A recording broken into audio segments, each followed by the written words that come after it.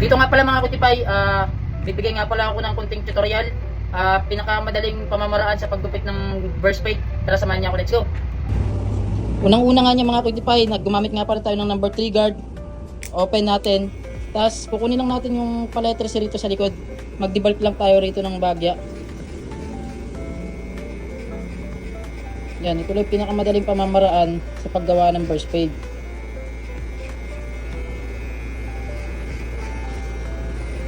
Paletres lang yan. Pag nakakreate na kayo ng paletres C-shape dito sa side, kasi burst plate nga siya, number 2 to, sabay i-halfway mo yung blade. Yan, tapos tagayin mo lang siya ng pa-sides. Create ka ulit ng letter C dyan, kasi pa burst plate nga yan eh. Yan. Tapos close muna kaagad. Pagdating mo lang yung pinakailalim lang. Yan.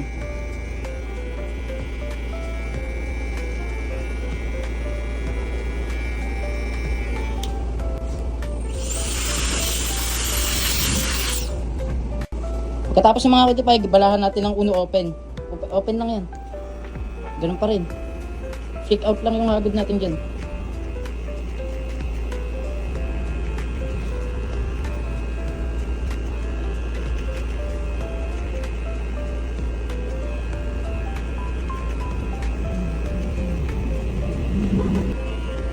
Banayar lamang ang paghagod natin, huwag natin masyadong ikadidiin yung paghawak ng flipper tsaka yung paghawak dito sa ibabaw. Parang ano lang yan, parang pinatong mo lang talaga yung daliri mo para hindi natin masaktan yung client natin. Yan o. Kaya maliwanag na. Siyempre balahan natin ng 1.5 mm, 0.5 yan. Open mo kagad.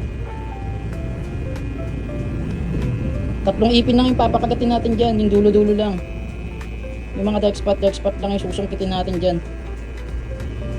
Laruin lang natin yung lever natin, open, close, halfway.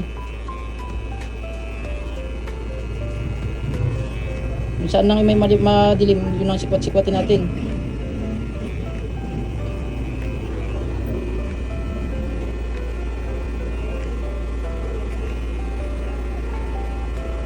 Siyempre, gagawa na natin dito ng malupit na sikap.